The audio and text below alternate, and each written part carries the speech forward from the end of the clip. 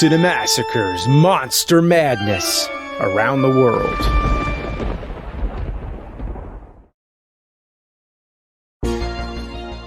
When it comes to Sweden, I've already reviewed the horror comedy Evil Ed, and even Häxan, also known as Witchcraft Through the Ages, proving that Sweden was making horror films even back in the silent era. There's also The Phantom Carriage from 1921 about a driver of Death's Carriage who shows a man all the mistakes he made before he died.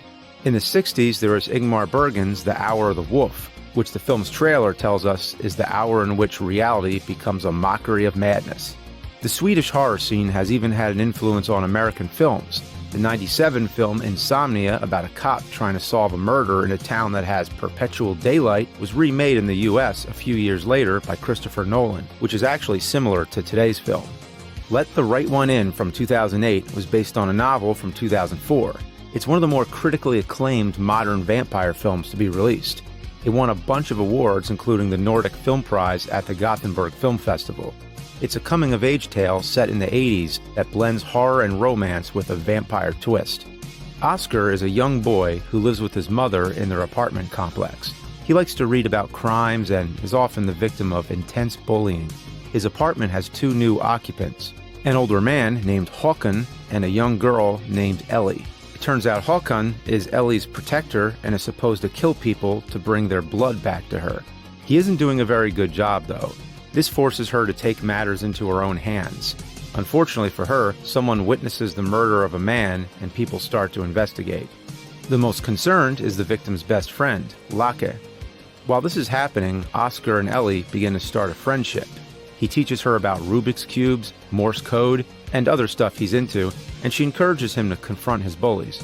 These bullies are the worst, too. They beat him with sticks and even pee all over his pants, forcing him to walk home in the snow in shorts. These kids suck. Håkan once again screws up and gets caught trying to murder someone for Ellie. To conceal his identity, he pours acid all over his face. Later at the hospital, Håkan apologizes by letting Ellie drain him of his blood and kill him.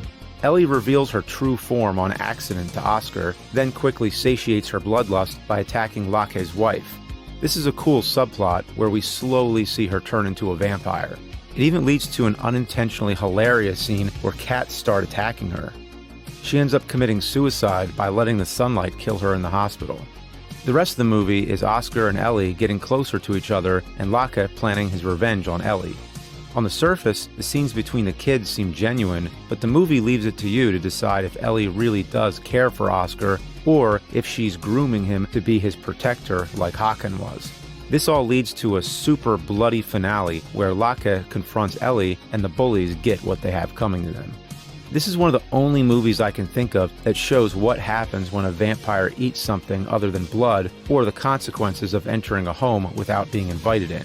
There's a lot the movie leaves unanswered. I imagine some or all of this might have been answered in the book, but without having read it, I just have to guess. It seems like Lake takes his friend's death so personally because he might have been in love with him. It's also unclear if Håkan was killing for Ellie because he loved her, or if it was for money since she has stolen valuable things from her victims. Ellie also insists several times that she's not a girl. At first I thought she meant because she was a vampire, but there's a scene when she's trying on a dress that implies she might have been a boy in her previous life. The film is a character-driven drama that shows us the same vampire tropes we've seen in other films, but explores them in different ways. It also delivers on the gore. If any of this sounded familiar to you, then it might have been because they quickly remade this in the US as Let Me In 2010, directed by Matt Reeves. That's right, Insomnia and Let the Right One In were both Swedish films that were quickly remade in the US by directors that would end up rebooting Batman. I hear the remake is fine, but a bit unnecessary. If you have the option, definitely check this one out.